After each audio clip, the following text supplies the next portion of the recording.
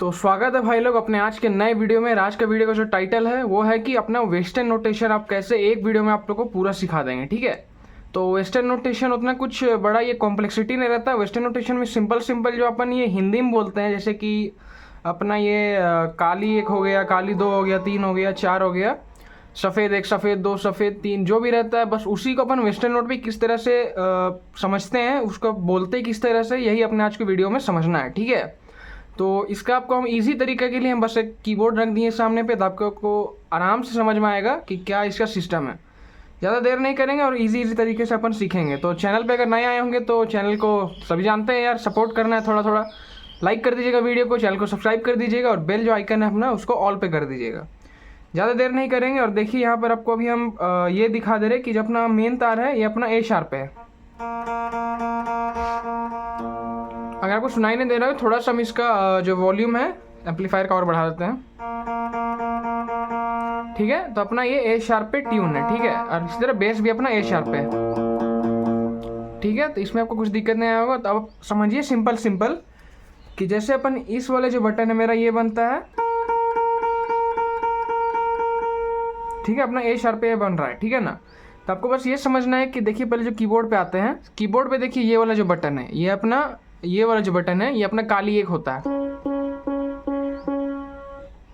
ये काली दो, काली तीन, काली चार, काली पाँच, काली छः, सात, और फिर ये अपना ये नेक्स्ट सप्तक स्टार्ट हो जाता है। ठीक है, तो आपको ये समझना है कि जैसे यहाँ पे कीबोर्ड के तो जो बटन रहता है वो फिक्स रहता है, इसका ट्यूनिंग को आप जो रहता है ना वो अलग अलग फ्रीक्वेंसी पे डाइल्यूट नहीं कर सकते हैं। लेकिन जो बैंजो रहता है अपना, इसका जो फ्रीक्वेंसी रहता है वो डाइल्यूट होता है, क्योंकि जो अपना जो स्ट्रिंग रहता है ना, जो अपना ये ट्यूनिंग पेग्स है यहाँ पे, इनसे अपन ट्यूनिंग पेग से इसका जो स्ट्रिंग को अलग अलग फ्रीक्वेंसी पे सेट करते हैं। जैसे ए शार्प हो गया, C sharp, B sharp, D sharp, F sharp, G sharp, किसी में भी अपन मेन तार को ट्यून करते हैं, फिर उसके हिसाब से अपना ये जो बटन रहता है ये सारा चेंज होता है। ठीक है, पर कीबोर्ड में ये रहता है कि बटन आपका असाइंड रहता है कि इस बटन पे अपना यही साउंड आएगा, यही साउंड आएगा। ठीक है, तो अपन को ये ध्यान पे रखना है। अब वेस्टर्न नोटेशन में अपन एक चीज़ आप समझ लिए कैसे बोला जाता है। एक सेकेंड आपको दिखा रहे, अच्छा से देखिएगा, यहाँ पे जो बटन है अपना वो बहुत ही सिंप्लीफाइड यहाँ पे दिया हुआ है। यही जो अपना सेटअप रहता है ये अपना कीबोर्ड पे भी रहता है। यहाँ पे देख रहे होंगे आप लोग कि दो बटन ऊपर पे, यहाँ पे भी अपना दो बटन रहता है। ठीक है, सेम जो बैंजो का सेटअप रहता है वो कीबोर्ड पे ही रहता है। और ये तीन जो बटन अपना तीन काली का, ऊपर भी अपन तीन काली का है। ठीक है, बस कीबोर्ड का ये रहता है, मतलब कि जो बैंजो में रहता है वाइट रहता है, तो बटन आपका डिफर करता है, उसका कोई दिक्कत नहीं है। तो आप समझ लीजिए जो अपना ये बटन है, ठीक है, इसके नीचे यहाँ पे जो रहता है ये वाला जो आपको दिख रहा होगा, इसको बोलते हैं अपन सी। ठीक है, जो वेस्टर्न नोटेशन में बोलते हैं इसको सी बोलते हैं। इसका ठीक ऊपर ही रहता है सी शार्प। ठीक है, सी के ऊपर सी शार्प, ये काला वाला जो काली एक होता है इसका सी शार्प बोलते हैं। अब अगर आपको कोई काली एक बोले तो आप समझ जाइएगा कि आपको सी शार्प ही बोल रहा है। ठीक है ना, तो आप समझ जाइएगा।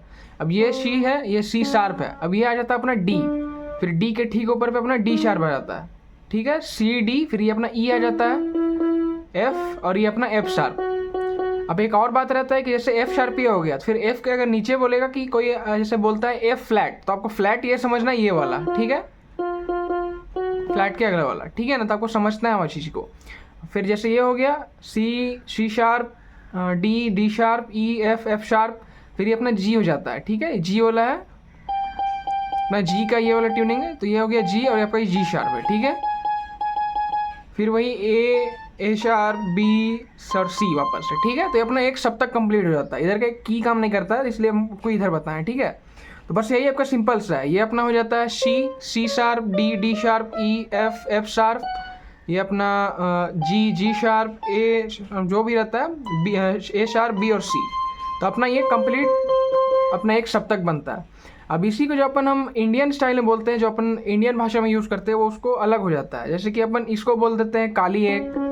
ठीक है, फिर ये अपना काली दो हो जाता है, ये हो गया अपना सफ़ेद एक, ये सफ़ेद दो, सफ़ेद तीन, सफ़ेद चार, पाँच, छः, सात, आठ, नौ, 10, 11 जो भी रहता है, 12 सुर तक जाता है, आप समझ जाइएगा। और फिर ये अपना काली दो, काली तीन, चार, पाँच, छः, सात। ठीक है, तो आप उसको एक बार ध्यान में रख लीजिएगा।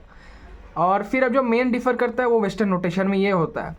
अब जो आपका की जो असाइंड है कीबोर्ड पे ये आपका सेम रहता है। ठीक है, जैसे ये सी बनेगा अपना, तो ये सी रहता है। लेकिन अगर आप देखिएगा कि कीबोर्ड जैसे अपना बैंजो पे रहता है ना, ये वाला जो बटन है, यही बटन यहाँ पे भी है। आपको सुना के दिखा रहा, कुछ आपको हद तक समझ में आ रहा है क्या बोलना चाह रहे हैं। ये वाला बटन यहाँ पे भी है, ठीक है। तो दिक्कत क्या होता है, मतलब कि दिक्कत नहीं, जो आपको समझा रहे हैं कि यही बटन यहाँ पे भी है, पर जो साउंड आपको आ रहा है वो भी सेम ही आ रहा है। लेकिन जो दिक्कत ये आता है ना कि आपका जो फ्रीक्वेंसी रहता है वो किसी और पे मैच रहता है। अब ये अगर सी बन रहा होगा तो ये आपका कुछ दूसरा ही बन रहा होगा। जैसे ये अपना ए बी सी डी, तो अपना ये डी बन जा रहा है, ठीक है। अगर ये सी है तो डी बन जा रहा है, क्यों?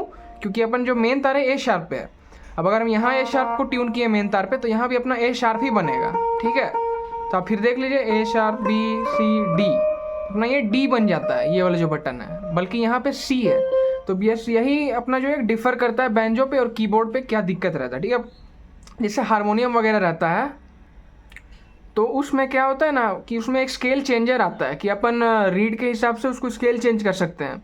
वो जो सिंथेसाइज़र वगैरह रहता है, जो ऑक्टापैड वगैरह में रहता है, उस पर रहता है कि अपन जो, जैसे बैंजो ही ले लो ना, कि जैसे स्ट्रिंग को अपने टाइट करते धीरे करते हैं, अपन फ्रीक्वेंसी को अलग अलग तरह से ट्यून कर सकते हैं, ठीक है। बट कीबोर्ड वगैरह में तो ये फिक्स रहता है, क्योंकि इसको आप मैनिपुलेट नहीं कर सकते हैं, ठीक है। यही डिफरेंट रहता है अपना बैंजो पे। इस पर अपन ये ट्यून कर सकते हैं अलग अलग पे, A sharp B sharp D sharp C sharp. तो उसके हिसाब से ना यहाँ पे ट्यूनिंग अलग हो जाता है, साउंड वही आएगा पर जो फ्रीक्वेंसी रहता है वो दूसरा पे चल जाता है। बस यही रहता है आपका वेस्टर्न नोटेशन। आशा करते हैं वीडियो को समझ में आया होगा। एक बार अगर नहीं समझ में आया तो वापस से वीडियो को देख लीजिए, क्या नहीं समझ पाया है वो आप हमको एक बार कमेंट कर दीजिएगा, आपको हम फिर से बता देंगे, ठीक है। ज़्यादा इसमें कोई बड़ा चीज़ नहीं, वेस्टर्न नोटेशन वही था कि ए शार्प बी शार्प को समझना रहता है। वो हिंदी में काली एक सफ़ेद दो सफ़ेद तीन, वही चीज़ को समझना रहता है। बाकी ऑल टोटल आपका जो कीबोर्ड का सेटअप है वो यहाँ पे भी है, और जो यहाँ पे है वो वहाँ पर भी है। बट डिफर करता है जो की का कलर है, जैसे ये ब्लैक वाइट, यहाँ पर आपको वाइट दे देता है। जो पानी कलर का बैंजो का जो की रहता है वो डिफर करता है। अब उसको तो आप अगर बनवाने के समय अगर आप कस्टम मेड ले रहे हो तो कस्टम पे के वक्त आप बोल सकते हैं कि मेरे को ये कीबोर्ड का लेआउट के जैसे चाहिए, तो आपको कीबोर्ड के लेआउट जैसे ही दे देगा। जो यहाँ पर वाइट कीज़ हैं इसकी जगह आपको ब्लैक लगा देगा, ताकि अगर आप कीबोर्ड सीख के आए हैं बैंजो को बजाने के लिए, आपको और भी ज़्यादा आसानी पड़ेगा की को समझने के लिए। आपको फिर वो नहीं होगा कि एक एक की को दबा के चेक करिए कौन सा ट्यून किस पे आ रहा है, ठीक है। तो ये कुछ नॉर्मल सी बेसिक बात रहता है, इसको आपको अच्छे से समझ लेना है। वेस्टर्न नोटेशन एक बार आप समझ लीजिए किसको क्या बोलते हैं, ठीक है। वीडियो मेरा आपके सामने हाजिर है, तो कमेंट करिएगा वीडियो कैसा लगा, और कुछ आपको जानना होगा कमेंट में बताइएगा, हमको ला देंगे वीडियो, ठीक है। तब तक के लिए मिलते हैं, बाय बाय।